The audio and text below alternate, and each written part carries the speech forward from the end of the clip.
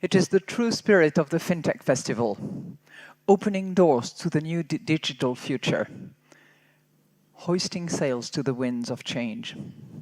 And yet, change often appears daunting, unsettling, destabilizing, disrupting. Especially true for technological change. They disrupt our habit, our emotions, our jobs, our social interaction, for better or for worse. The key is to harness the benefits while managing the risks. I want to frame the issue in terms of the changing nature of money and the fintech revolution.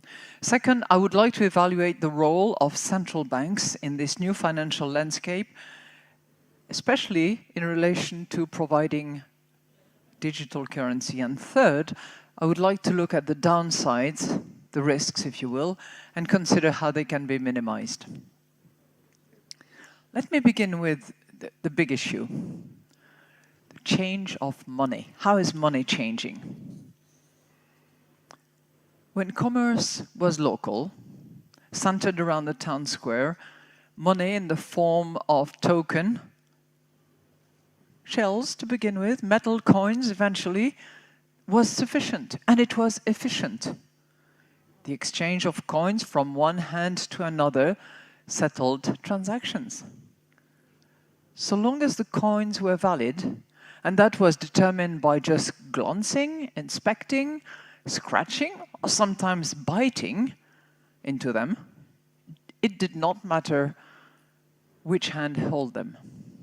Do I take you through a little bit of history background? Well, because the fintech revolution questions the two forms of money that we just discussed, coins and commercial bank deposit. And it questions the role of the state in providing money.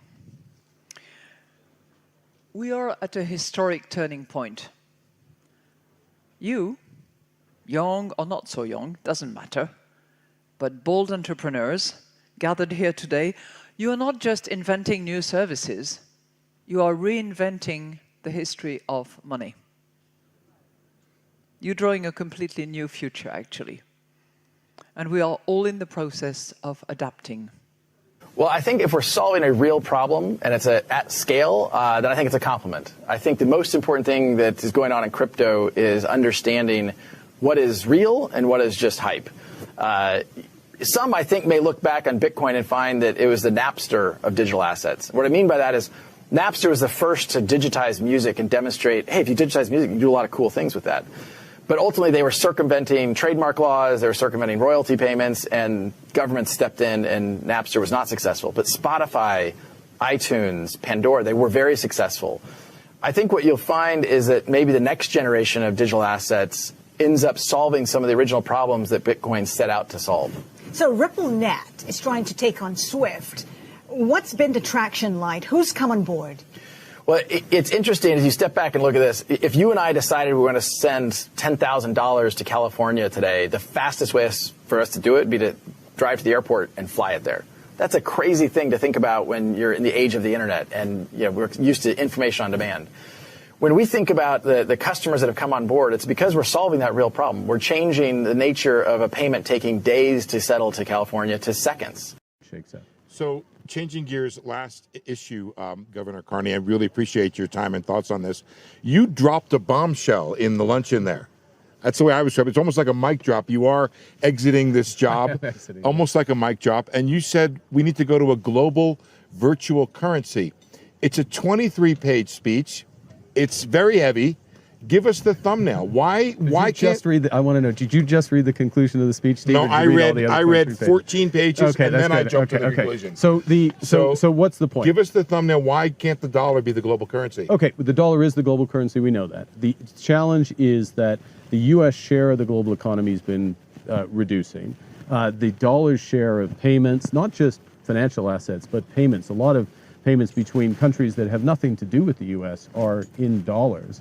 And what happens in situations like we're in today, where the U.S. economy, to its credit, is relatively strong, is doing better, And the Fed has been doing the right thing, which is, they've adjusted policy, they tightened policy as it was strengthening. Now they're making, the Fed is doing the right thing, but they have adjusted and policy is relatively strong. That means rest of world policy is tighter than it needs to be. And that feeds back on the U.S. economy in a way that ultimately slows this economy. And it leads to a substandard outcome. And in a world where you only have limited policy space, it's a dangerous place to be. And so the trade issues we're talking about are reinforced by the structure of the monetary system. Now, I mean, you've asked a big question, so just give me a second to, but now the issue is you don't just jump to something new overnight. And what we want in a multipolar world, I think we'd agree that we've got European engine, we've got the Chinese engine, we've got the US engine of this economy. Multipolar world, you need a multipolar currency. The question is, how do you get there? And I laid out some ideas of how you would get there. And the bottom line, Governor, is that all of the pressure on the difference in growth around the world would not fall on the dollar exchange rate. Yeah. It would be spread out if it was a global basket of currencies. It would be spread out. It was a global basket of currencies. It's better for the system as a whole. It's better. It raises that equilibrium level of interest rates. Right. It gives central banks more policy, but it gives people who are watching greater returns on their savings. Well, certainly. We have seen the IMF alongside Ripple in images blasted all over the internet. We have seen the managing director and chairwoman of the International Monetary Fund praise Ripple and what Ripple is trying to accomplish with the digital asset XRP over and over again. Ripple has been spotted with IMF and central banks on multiple occasions. Ripple product on-demand liquidity will be the foundation of the new world order. IMF is holding XRP in the new ESDR. Ripple has positioned itself in a very strategic position, a position that will come out victory in the end. Ripple XRP not just inventing new services, Ripple XRP is reinventing the history of money. Ripple is drawing a completely new future actually, and we are all in the process of adapting. A new wind is blowing, of digitalization. Christine Lagarde from the IMF has revealed crucial information regarding how the IMF envisions what the new financial system will look like. IMF and World Bank are working together with Ripple. Don't be left behind. It is coming. Our lives will change overnight.